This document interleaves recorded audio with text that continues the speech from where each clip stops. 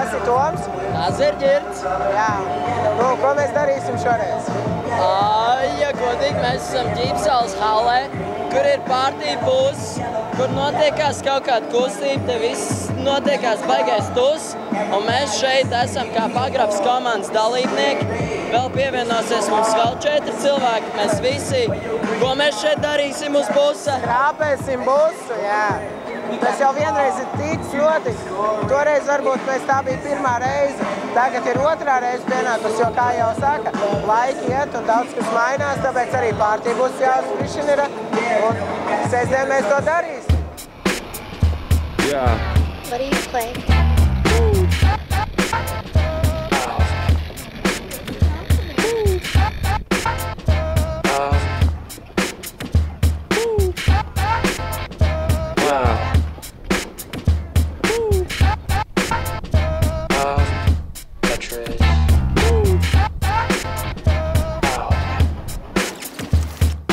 Netīrais jurists. Netīrais jurists, jā. Taču ir netīrais.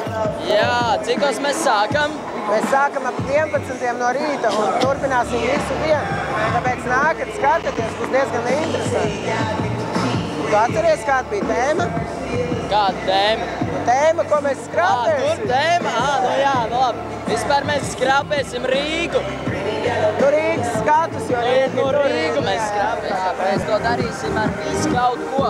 Ar smilšu papīru, naglu, īlenu, ar visu, kas ir iespējams, ko var paķert pie rokas. Un ar ko var ieskrāpēt viņam, dabūt cauri. Mēs mēģināsim arī neizskrāpēt viņam cauri, bet nu tad redzēsim, kā tas viss notiksies un kā mēs ar šiem darbarīkiem darbosimies. Mēs to darīsim dažādākajās pozās. Jā, un tad atnāks cilvēki, mēs cipa tā apmēram. Kāpēc jūs nedarat tādā pozā? Un tu ne tas video, tas neko.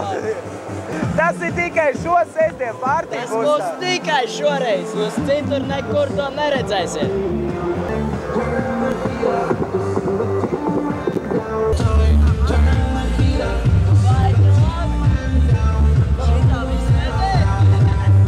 Jā, mēs tā kā nākam no Pagrabs komandas. Pagrabs komanda pastāv jau 3 gadus. Un mēs tur mācāmies par visādām dažādām dizaina lietām, kas notiek Latvijā, kas notiek ārvalstīs.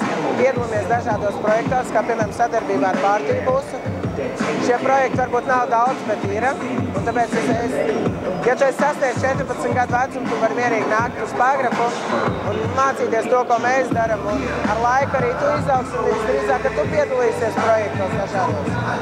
Ir vērts nākt uz Pagrabu, jo tevī liek daudz ko iekšā, daudz labu mākslinieku, daudz, kas tev var mācīt, un pēc tam tas viss tev nāk ārā. Vai nu uz busas sienas, vai uz lapas, vai vienalga, kā tu vēlies izpausties. Varbūt tu būs nākamais, kas to visu darīs mūsu vietā. Nākat sestdien, skatāties, viss būs pa pirmā. Vērtējiet, kā tas būs. Paldies! Ei, šitas būs tik labs.